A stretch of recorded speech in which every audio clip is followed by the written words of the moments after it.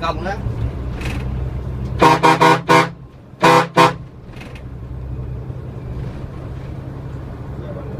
Xe rồi phải được công.